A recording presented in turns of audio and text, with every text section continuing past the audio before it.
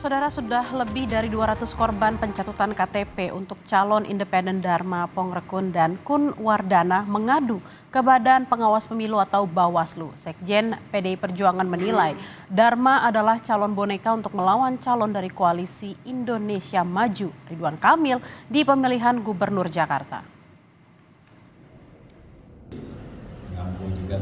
Badan Pengawas Pemilu atau Bawaslu Jakarta sejak Sabtu 17 Agustus telah menerima lebih dari 200 pengaduan warga atas pencatutan KTP-nya oleh calon gubernur Jakarta dari jalur independen, Dharma Pongrekun dan pasangannya Kun Wardana. Dari pengaduan warga, Bawaslu sementara menilai terjadi tindak pidana pemilu meski mungkin juga menjadi pidana umum atau khusus.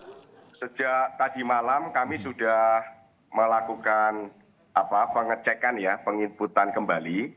Per tadi malam itu sudah ada sekitar 234 pengaduan kepada Bawaslu Provinsi DKI Jakarta. Oke. Ada 234. Kami sudah membuka posko ini sebenarnya sejak hari Sabtu kemarin. Tidak hanya di tingkat provinsi tapi juga sampai tingkat kecamatan. Sudah melakukan penyelidikan juga terhadap persoalan ini ya. Analisa kami sementara ini bisa masuk juga di dalam delik dugaan tindak pidana pemilihan, tapi juga tidak menutup kemungkinan masuk juga di ranah tindak pidana umum ataupun tindak pidana khusus. Lolosnya pencalonan Dharma Kun sejak akhir pekan ramai dikritik masyarakat karena sejumlah KTP diduga dicatut demi meloloskan Dharma Kun ke Pilgub Jakarta. Salah satu korbannya adalah politikus PDI Perjuangan yang KTP-nya dipakai untuk mendukung Dharma Kun. Ada Ketua DPC PDI Perjuangan Jakarta Timur, Saudara Rio. Itu KTP-nya juga dicatut. Padahal sebagai anggota partai nggak mungkin ya untuk memberikan dukungan kepada calon perseorangan karena seluruh anggota partai menunggu keputusan dari Ibu Megawati Soekarno Putri dan keputusan itu akan diambil setelah melihat berbagai dinamika politik yang berkembang saat ini yang menunjukkan arah demokrasi yang tidak sehat. Menurut Sekjen PDIP Hasto Kristianto, upaya meloloskan Dharma Kun adalah cara membuat calon boneka buat Ridwan Kamil yang diusung Koalisi Indonesia Maju. Karena dengan adanya Dharma Kun, RK tak jadi melawan kota kosong seperti skenario yang sebelumnya ramai dikritik. Yang melapor rakyat sekarang. Jadi kita juga melihat sedang mengidentifikasi dari internal PDI Perjuangan yang KTP-nya dicatut bagi kepentingan penciptaan calon boneka. Dugaan pencatutan KTP warga Jakarta bermula dari tweet mantan Gubernur DKI Jakarta Anies Baswedan di akun X pribadinya.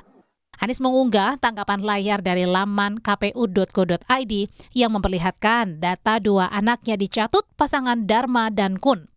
Juru bicara Anies menyatakan tak cuma anak, tapi juga KTP adik Anies dan anggota tim Anies yang dicatut.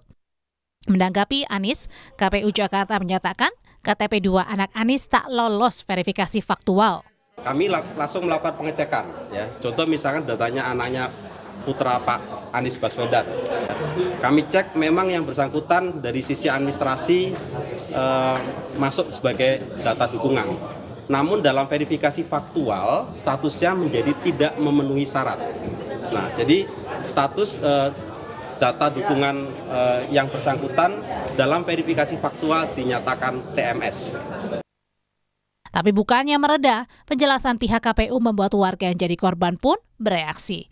Mantan pegawai Komisi Pemberantasan Korupsi alias KPK Aulia Postiera yang juga jadi korban melaporkan hal ini ke polisi sebagai pencurian dan penyalahgunaan data pribadi. Anggota Dewan Pembina Perludem, Titi Anggraini, menilai saat ini pihak Bawaslu wajib menindaklanjuti laporan. Karena bagaimanapun proses verifikasi KTP tersebut perlu diselidiki apakah dilakukan dengan benar atau tidak.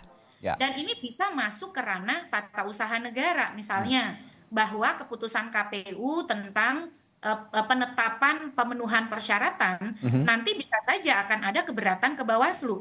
Kalau Bawaslu tidak memuaskan, mereka akan lanjut ke Pengadilan Tata Usaha Negara karena di undang-undang kita disebutkan syarat dukungan yang ditentukan 7,5% kalau di DKI itu harus disensus betul-betul bertemu dan didatangi secara faktual. Nah, pertanyaan masyarakat kan sekarang nih Bang Ihsan dan Pak Beni ya, kita kan tidak tahu yang 668 memenuhi syarat itu siapa. Karena memang yang bisa mengakses hanya individu pendukung. Ya. Dan sekarang spekulasinya kalau kemudian tidak diberikan kesempatan, misal Bawaslu nih kalau mau progresif, dari 668.000 yang dinyatakan memenuhi syarat itu, atau 670.000 sekian itu, audit sampel deh, faktual oleh Bawaslu, ambil berapa sampel. Kalau ada satu saja yang ternyata tidak memenuhi syarat, sebenarnya itu sudah menggugurkan pencalonan.